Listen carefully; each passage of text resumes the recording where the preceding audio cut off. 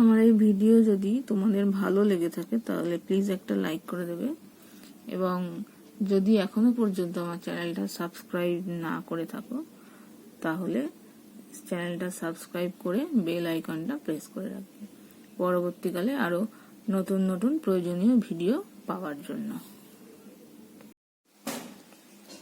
আজকে দেখো আমরা করব ক্লাস 9 এর রায়ান মার্টিন প্রশ্নবিচিত্রা সেকেন্ড সামেটিভের মডেল কোশ্চেন পেপার 12 5-এর দাগের থেকে অঙ্ক করব।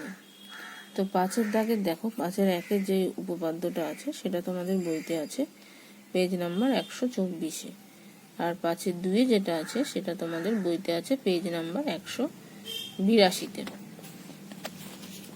এবার দেখো 6 নাম্বার যে একটা প্রয়োগ আছে সেটাও তোমাদের বইয়ের এক্সারসাইজেরই অঙ্ক। দেখো আমি বলে দিচ্ছি।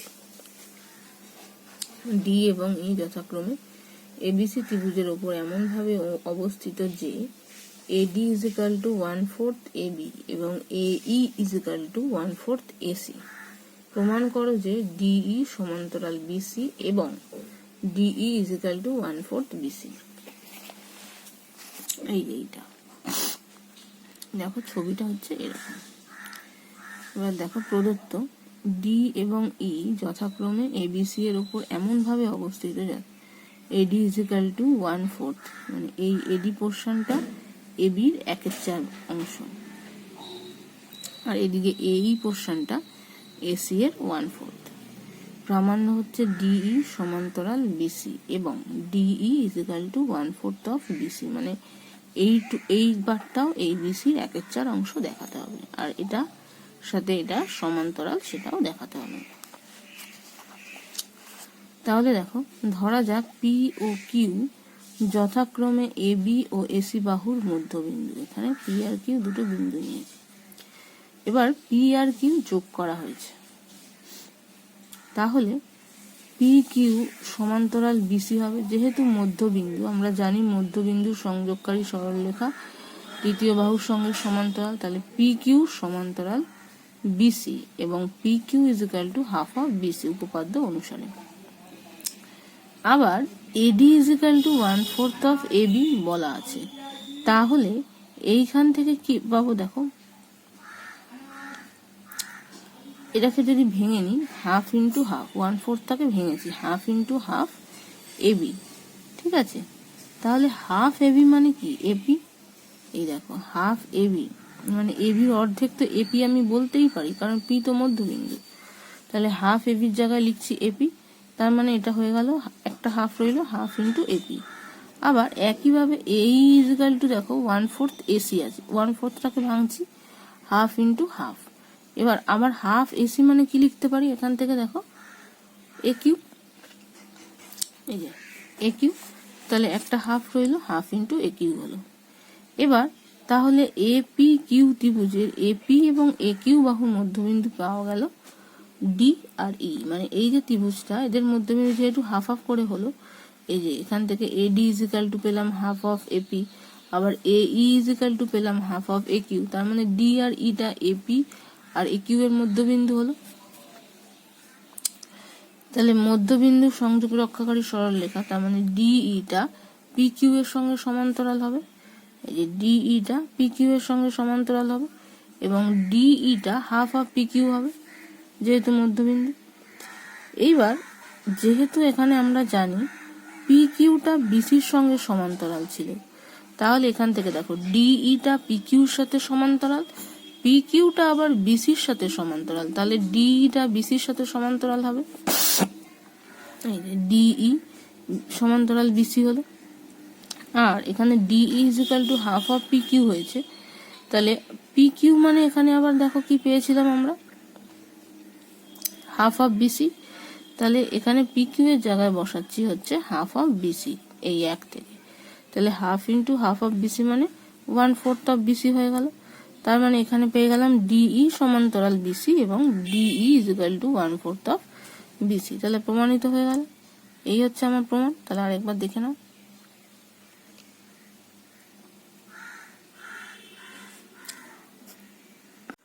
তো এবার দেখো 7 নাম্বার বলেছে পি কিউ আর একটি ত্রিভুজ অঙ্কন করতে হবে যার পি কিউ আর কোণ 30, P R Q 75, Q R হচ্ছে 8 সেমি। আর ত্রিভুজ পি কিউ আর এর সমান ক্ষেত্রফল বিশিষ্ট একটি আয়তক্ষেত্র অঙ্কন করতে হবে। তাহলে আমি সাইডে প্রথমে একটা 8 সেমি মাপের বাহু এঁকে নেব। 30 ডিগ্রি আর 75 ডিগ্রি কোণটা আমি ডাইরেক্ট ছবির মধ্যে আঁকবো, কারণ ওগুলো তো কম্পাস দিয়ে আঁকা যায়। ঠিক আছে, তাহলে দেখো প্রথমে আমি সাইডে একটা 8 সেমি মাপের সরল রেখা এঁকে নিচ্ছি।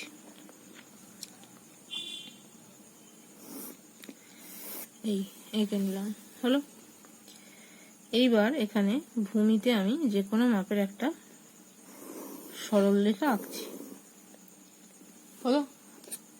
এইবার এখান থেকে আমি 8 সেমি মাপটা কেটে নেব। এই এখান থেকে কেটে নিলাম। তো দেখো এখান থেকে 8 সেমি কেটে নিয়েছি। এবার একদিকে 30 ডিগ্রি আর একদিকে 75 ডিগ্রি করতে হবে। তো আমি এদিকটাই 75 ডিগ্রি করছি।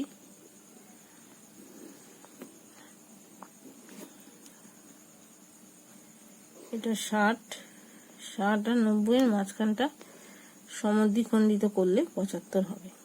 এটা 90 পুরোটা টানার দরকার নেই, এটা 90, এটা 90, এটা 60। এবার এদের দুজনের মাঝখানটা দেখো, মাপটা নিলাম, নিয়ে এই মাপটা নিয়েছি, দেখো ওই মাপটা নিয়ে এখান থেকে একবার কাটলাম, এখান থেকে একবার, এটা 75 ডিগ্রি হবে।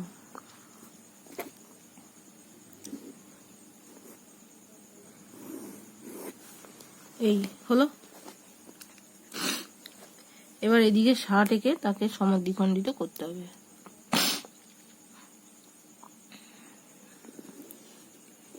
এই এটা 60, এবার এখান থেকে এই, আর এটা এই 30।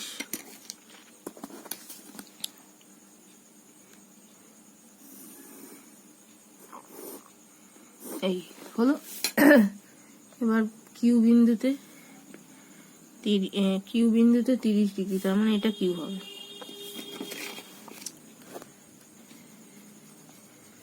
আর আর বিন্দুতে এটা হচ্ছে আর, এটা হচ্ছে পি। এবার পি বিন্দুতে আর কিউ সমান্তরাল সরলরেখা আঁকতে হবে। তাহলে দেখো এখানে একটা কোণ আঁকি, কোণের সমান করে এখানে কোণ আঁকবো।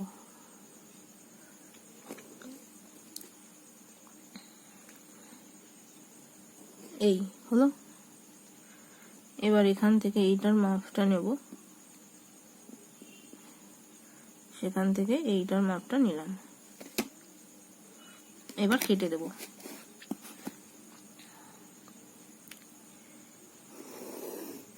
সমান্তরাল সরলরেখা হলো। এইবার এই সরলরেখাটাকে সমদ্বিখণ্ডিত করব।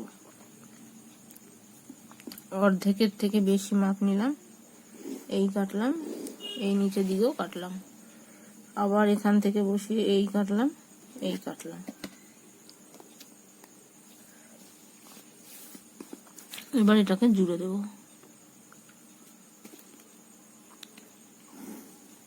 এই এবার এইটার নাম দিয়ে দিলাম পি কিউ আর এস। এবার এস কিউ এর মাপটা নেব। এস কিউ এর মাপটা নিয়ে এখানে বসাচ্ছি। এই এটা আয়তক্ষেত্র হয়ে গেল। এটা হচ্ছে ইউ ডি, এটা হচ্ছে টি ডি। তাহলে এটা আমার আয়তক্ষেত্র হয়ে গেল। তাহলে চিত্রে ত্রিভুজ পি কিউ আর এর সমান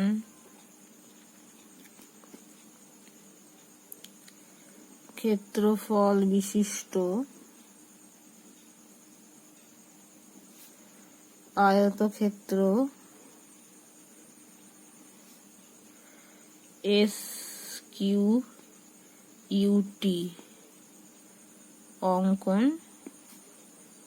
করা হলো।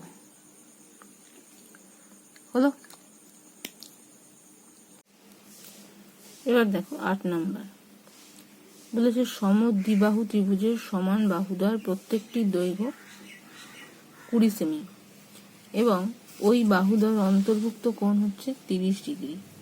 তাহলে ত্রিভুজটির ক্ষেত্রফল নির্ণয় করো।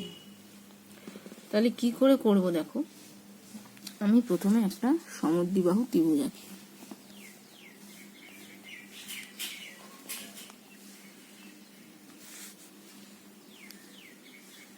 আঁকলাম। এইবার বলেছে 20 সেমি। আচ্ছা, এই বাহুটাকে 20 ধরছি আর এই বাহুটাকে আমি 20 ধরছি, এই দুটো বাহুকে এ বি সি। তাহলে এইটা হচ্ছে 20 পুরোটা, আর এইটা হচ্ছে 20 পুরোটা, এইটা। ঠিক আছে, এবার অন্তর্ভুক্ত কোণ 30, মানে এই কোণটা তাহলে আমার হয়ে যাবে 30 ডিগ্রি। হলো। এইবার দেখো ত্রিভুজ এবিসি এর লিখছি কি আছে। ত্রিভুজ এবিসি এর AC is equal to BC, AC is equal to BC is equal to 20 সেমি, আর angle A C B is equal to হচ্ছে 30 ডিগ্রি। এবার এ বিন্দু থেকে আমি বিসির ওপরে একটা লম্ব টানছি, এই যে লম্ব, এটার নাম দিলাম ডি বিন্দু। তাহলে এ বিন্দু থেকে বিসি এর ওপর এডি লম্ব অঙ্কন করা হলো। এবার তাহলে সুতরাং অ্যাঙ্গেল এডিসি কত হবে? এডিসি মানে এই কোণটা, এটা তো 90 ডিগ্রি হবে না, লম্ব যেহেতু টেনেছি, তাহলে এটা হচ্ছে 90 ডিগ্রি। সুতরাং অ্যাঙ্গেল ডিএসি এটা কত হবে? এটা 30 আর এটা 90, দুটো যোগ করলে 120, তাহলে এটা হয়ে যাবে 60 ডিগ্রি। কারণ এটা দেখ ত্রিভুজের তিনটে কোণের সমষ্টি 180, তাহলে 180 থেকে বিয়োগ দেব 90 প্লাস 30, মানে হবে 60 ডিগ্রি। হলো। এবার ডি বিন্দু থেকে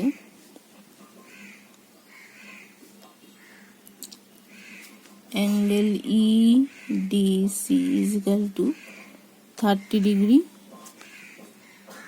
অঙ্কন করা হলো। ইডিসি 30 ডিগ্রি মানে এইরকম ভাবে 30 ডিগ্রিটা, এখানে 30 আছে তো সেই হিসাবে এটা অঙ্কন করেছি। ইডিসি মানে এইটা হচ্ছে ই বিন্দু, এই হিসাবে 30, মানে এই যে কোণটা হলো এই কোণটা 30 ডিগ্রি হিসাবে অঙ্কন করা হলো। ঠিক আছে, এবার তাহলে এইখানে দেখো এই কোণটা 30 ডিগ্রি হলো, এই কোণটা 30, এইটাও 30, তার মানে এই ইডিসি ত্রিভুজ একটা সমদ্বিবাহু ত্রিভুজ হলো। সুতরাং ত্রিভুজ ইডিসি একটি সমদ্বিবাহু ত্রিভুজ হলো।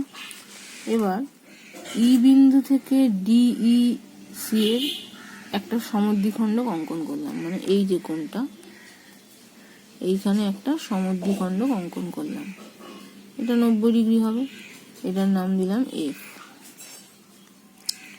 তাহলে ই বিন্দু থেকে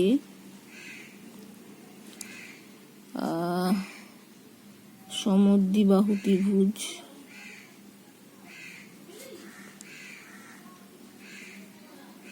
ডি ই সি এর এফ সমদ্বিখণ্ডক অঙ্কন করলাম। এফ সমদ্বিখণ্ডক অঙ্কন করা হলো, অঙ্কন করা হলো। হলো। এবার তাহলে এখান থেকে দেখো কি আসছে, এই যে ডিএফ যেটা, আর এখান থেকে আসছে এফসি, এই দুটো পার্ট সমান হবে, ডিএফ ইজিক্যাল টু এফসি হবে। তাহলে যেহেতু সমদ্বিখণ্ড, তার মানে ডিএফ ইজিক্যাল টু হচ্ছে এফসি। তাহলে সুতরাং অ্যাঙ্গেল ডিইএফ এটা কত হবে দেখো, ডিইএফ মানে এই কোণটা, এই কোণটা 30, এটা 90, তাহলে এটা পড়ে থাকছে কত, বাকিটা 180 থেকে 30 আর 90টা বিয়োগ করলে সেই পড়ে থাকছে 60 ডিগ্রি। হলো। আবার অ্যাঙ্গেল এডিই ইজিক্যাল টু হচ্ছে 60 ডিগ্রি, এডিই। কেননা এইটা যদি 30 হয়, এই পার্টটা 60 হবেই, কারণ পুরোটা পেয়েছিলাম 90 ডিগ্রি, তাহলে এইটা 60 হলো আর এইটা 60 হলো। তার মানে কি বলতে পারি, এই এডির সাথে ইএফটা সমান্তরাল হবে, তাহলে এই একান্তর কোণ সমান হবে। তাহলে সুতরাং এ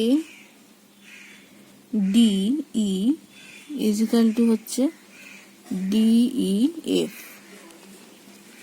এরা আবার একান্তর কোণ, একান্তর কোণ। সুতরাং এডি ইজিক্যাল টু হচ্ছে ইএফ। হলো। এইবার ত্রিভুজ এডিসি এর এডি সমান্তরাল হচ্ছে ইএফ পেয়ে গেলাম, সরি এটা সমান হবে না, সমান্তরাল হবে, ইএফ হয়ে গেল। এবং আরেকটাও পেয়েছি, DF is equal to FC, DF is equal to হচ্ছে এফসি। সুতরাং ই হচ্ছে মধ্যবিন্দু হবে, ই এসি এর মধ্যবিন্দু হবে, না হলে কখনোই সম্ভব হয় না, এটা সমান্তরাল আবার এটা। সুতরাং ই এসি এর মধ্যবিন্দু, তার মানে ই যদি মধ্যবিন্দু হয়, A E is equal to EC হবে, তার মানে এ ই ইজিক্যাল টু হচ্ছে EC is equal to half of AC. এসির মান দেওয়া আছে 20, এসি ইসি হচ্ছে এই সমান আর এসির হাফ, তার মানে সেটা হচ্ছে হাফ ইন্টু 20 মানে 10 সেমি। হলো। এবার দেখো ত্রিভুজ এ ডিই এর, ত্রিভুজ এ ডিই এর তিনটে কোণ দেখো, এ ডিই, এই কোণটা 60 ডিগ্রি, এই কোণটা 60 ডিগ্রি, তাহলে এই যে অবশিষ্ট পড়ে থাকছে সেটাও 60 হবে, কারণ দুটোর সমষ্টি 120, মানে 120টা 180 থেকে বিয়োগ করলে এটাও 60 হবে। তাহলে এইটা একটা সমবাহু ত্রিভুজ হচ্ছে। তাহলে এডিই এর angle ADE is equal to angle AED is equal to DAE is equal to 60 degree. সুতরাং ত্রিভুজ এডিই একটি সমবাহু ত্রিভুজ। হলো। তাহলে সব কটা বাহুই সমান, AD is equal to DE is equal to এই। এই বাহুটা একটু আগেই পেয়েছি দেখো 10 সেমি, তার মানে এটা হলো 10 সেমি। হলো। তাহলে ত্রিভুজ এ বি সি এর উচ্চতা ইজিক্যাল টু কি, এডি, এডির মান কত, 10। তার মানে ত্রিভুজ এবিসি এর ক্ষেত্রফল, ত্রিভুজ এবিসি এর ক্ষেত্রফল, সমবাহু ত্রিভুজের ফর্মুলা কি, তাছাড়াও করতে পারি হাফ ইন্টু ভূমি ইন্টু উচ্চতা, হাফ ইন্টু ভূমি মানে বিসি আর উচ্চতা মানে এডি বর্গ একক। তার মানে হাফ ইন্টু বিসি মানে হচ্ছে 20 দেওয়া আছে দেখো, আর এডি মানে হচ্ছে 10 বর্গ সেমি। তার মানে এটা হচ্ছে 2 দিয়ে কাটলে 10, তার মানে 100 বর্গ সেমি হলো। তাহলে আরেকবার প্রথম থেকে একটু দেখে নাও। এই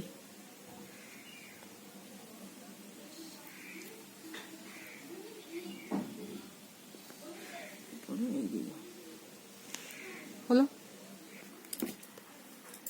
এরপর যে 9 অঙ্কটা আছে দেখো, এই অঙ্কটা দেখবে আমি তোমাদের মডেল কোশ্চেন পেপার 5-এ করে দিয়েছি, সেম অঙ্ক ওখান থেকে দেখে নেবে।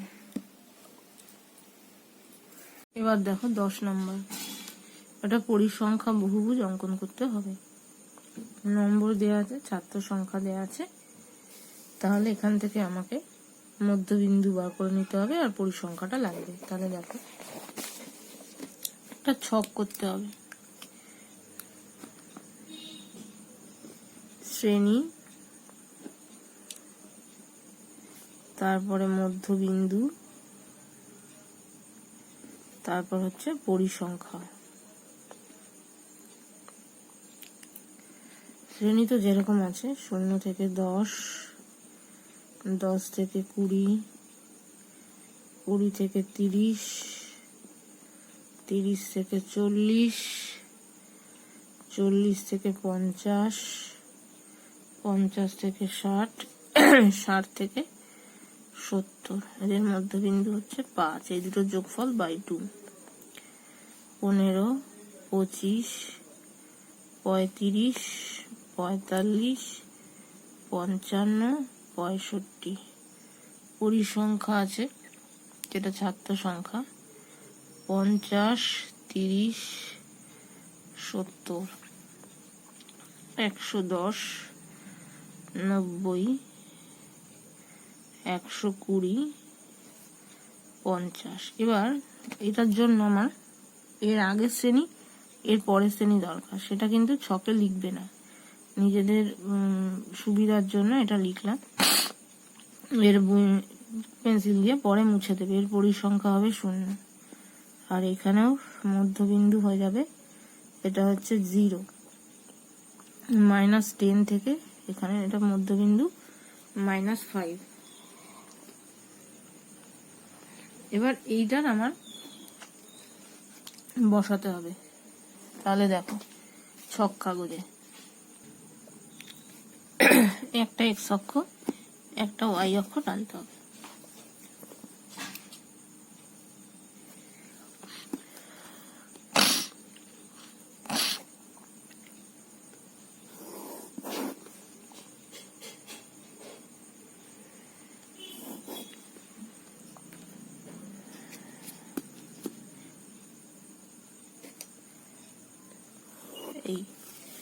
এটা এক্স, এটা ওয়াই অক্ষ।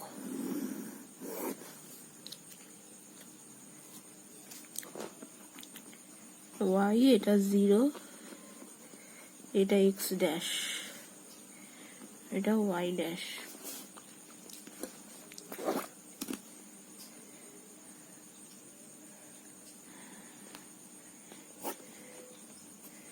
এটা হচ্ছে এক্স। এবার দেখো 5 ঘর সমান আমি যদি 10 একক ধরি, এটা হবে 10, এটা 20, 30, 50, 60, 70, একটা বেশি ধরতে হবে 80, আর এদিকে তাহলে এটা -10। ওকে, এদিকে হচ্ছে 1 ঘর সমান 1 একক, 5, 10, 15, 20, এটা হয়ে যাবে 25।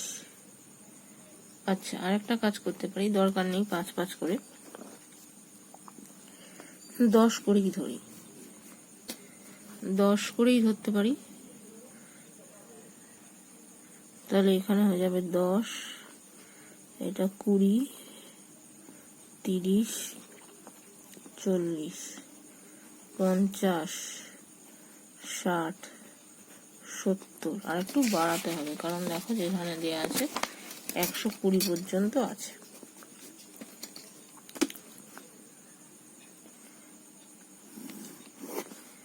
এটা হবে 80, 90, 100, 110, 120 অবধি দিলেই হবে। এটা y। তাহলে মধ্যবিন্দু মানে এখানে ঠিক 2 আর 3 মানে এইখানে প্রথমটা আছে দেখো, যেটা এইখানে হবে সেটা হচ্ছে 0। এইটা 0 পরিসংখ্যা -5 হলো। ঠিক এখানে আড়াই ঘরে 2 আর 3 মাঝখানে। এবার তারপরে তো দেখো 0 থেকে 10 ঠিক মাঝখানে এইটা হবে, 2 আর 3 মাঝখানে 50, তার মানে এইটা। এদের ঠিক মাঝখানে দেখো আবার এই 10 আর 15 মানে এখানে 12 আর 13 ঠিক মাঝখান ঘরটা সেটা হবে 30।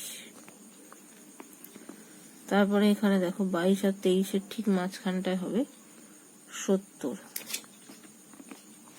মানে এইখানটায়।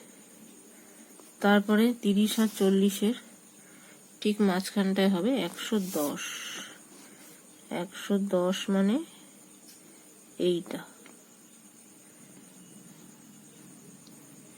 তারপরে ঘরে ঠিক মাঝখানে হবে দেখো 90, তার মানে এইটা হবে এইখানে। তারপরে ঠিক মাঝখানটায় হবে 120, মানে এইখানে। তারপরে ঠিক মাঝখানটায় হবে 50, মানে এইটা। তারপরে ঠিক মাঝখানে হবে এইটা। এবার এক এক করে পরপর পরপর জুড়ে দিতে হবে স্কেল দিয়ে।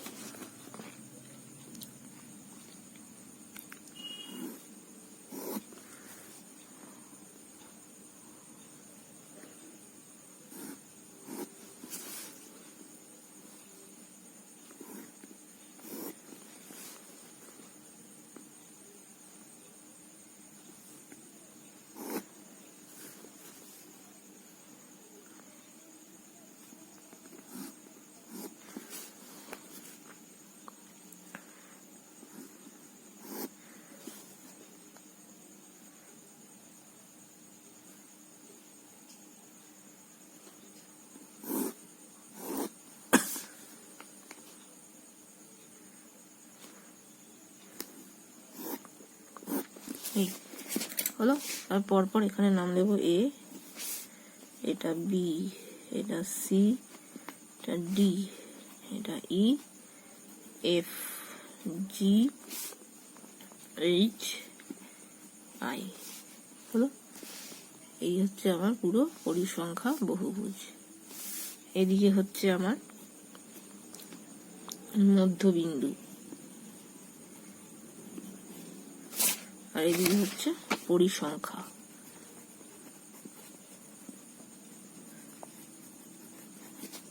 হলো, এই হচ্ছে আমার পুরো গ্রাফটা। এবার লেখাটা দেখো, দেখো এটা হচ্ছে লেখাটা। ছক কাগজে এক্স ও x dash O Y dash দুটি লম্ব অক্ষ অঙ্কন করা হলো। তারপরে ওয়াই ও এক্স অক্ষ বরাবর, এই যে ওয়াই ও এক্স অক্ষ বরাবর একটি ক্ষুদ্রতম বর্গক্ষেত্রে একটি বাহুর দৈর্ঘ্য ইজিক্যাল টু 2 একক ধরা হলো। দুটোরই সমান 2 একক হিসেবে ধরা হয়েছে, কারণ এখানে দেখো 5 ঘর সমান 10, এখানেও 5 ঘর সমান 10, তাই দুটো একবারে লিখে দিয়েছি। পরিসংখ্যা বহুভুজটি অঙ্কনের জন্য প্রথম শ্রেণীর ঠিক আগের শ্রেণী দেওয়া হয়েছে। দেখো প্রথম শ্রেণীর ঠিক আগের শ্রেণী যেটা নেওয়া হয়েছে -10 থেকে 0, সেইটা নেওয়া আগের শ্রেণী -10 থেকে 0, এবং শেষ শ্রেণীর ঠিক পরের শ্রেণী 70 থেকে 80 নেওয়া হলো, যাদের পরিসংখ্যা 0 হবে। এই যে এদের পরিসংখ্যা এখানেও 0, প্রথমটারও 0। এবার বিন্দুগুলো দেখো এরকম ভাবে -5, -0, 5, 5, 50, 15, 30, 25, 70, 35, 110, এইভাবে পরপর যে বিন্দুগুলো আছে সেই বিন্দুগুলো দেখো লিখে নিয়েছি।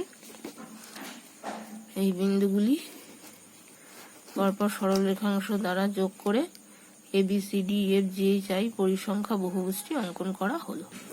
ঠিক আছে। এই হচ্ছে আমার জিনিসটা, বোঝা গেল?